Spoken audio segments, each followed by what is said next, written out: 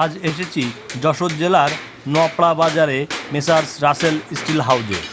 এখানে স্টিলের প্রায় সকল ধরনের জিনিস বানানো হয়। তো আমরা এখন আপনাদেরকে দেখাবো একটি তাফাল তৈরি করা।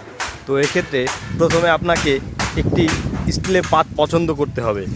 বিভিন্ন থিকনেস অনুযায়ী আছে, যেটা ইচ্ছা আপনি নিতে পারেন। তারপর আপনি যে মাপ দেবেন সে অনুযায়ী পাতটি মেজারমেন্ট করা হবে। মেজারমেন্ট করার পর একটি ডাইস দিয়ে সোজা করে এই পুরো পাতটিকে মার্ক করা হবে। এই যে একটি কাঁচি দেখতে পাচ্ছেন, এটি দিয়ে কাটা হচ্ছে। হ্যাঁ, দেখুন পুরো পাতটিকে আলাদা করা হবে একেবারে। হ্যাঁ, দেখুন পুরো আলাদা হয়ে গেল। এই আলাদা হওয়া পাতটি এখন 4টি কোণা কাটা হবে।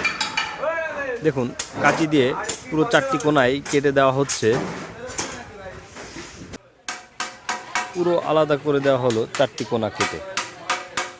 দেখুন এই পাতটিকে এখন একটি ডাইসের উপর রাখা হলো এবং হাতুড়ি দিয়ে, এই হাতুড়িটি বিশেষ ধরনের তৈরি কাঠের উপরে একটু টিন লাগিয়ে বা মোটা যে পাত আছে সেই পাত লাগিয়ে তৈরি করা হয়েছে। এবং যে সিস্টেমটা দেখতে পাচ্ছেন এটাকে বলা হয় বটা।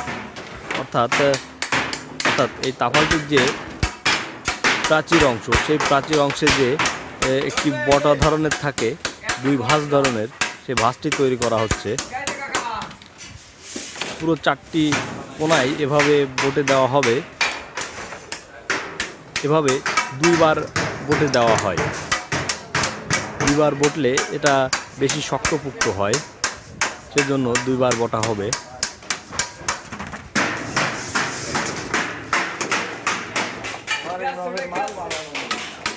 এই প্রতিষ্ঠানের ঠিকানাটি হলো messrs Rasel steel house, Tafalpatti, Napara, Abhaynagar, Jessore.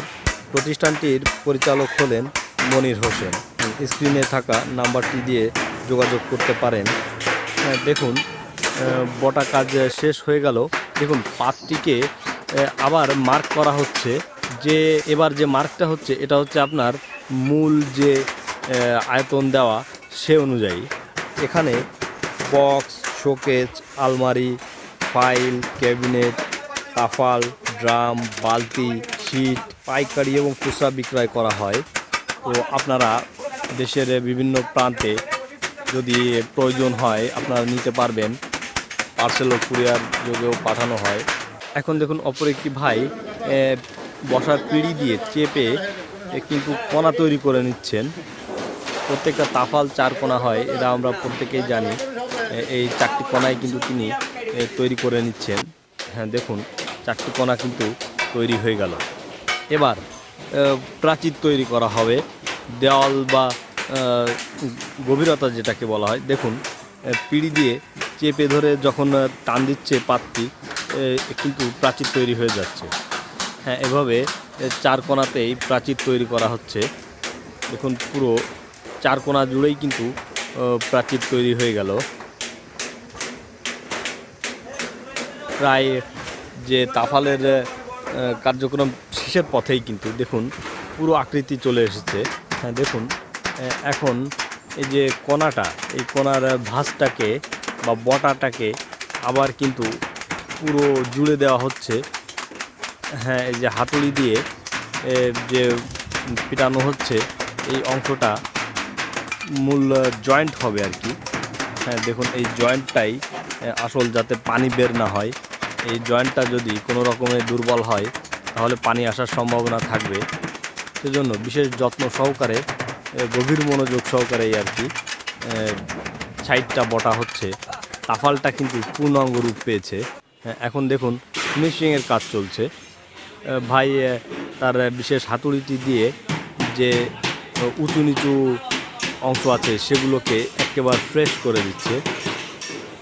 হ্যাঁ, পিটিয়ে পিটিয়ে পুরো 4 কোণায় যে অবাঞ্ছিত ফোলা অংশগুলো আছে বা নিচে অংশগুলো আছে, এগুলো পিটিয়ে পিটিয়ে সোজা করে দিচ্ছেন।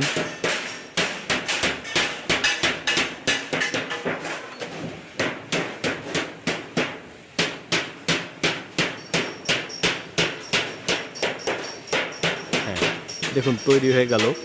পূর্ণাঙ্গ একটি তাফাল।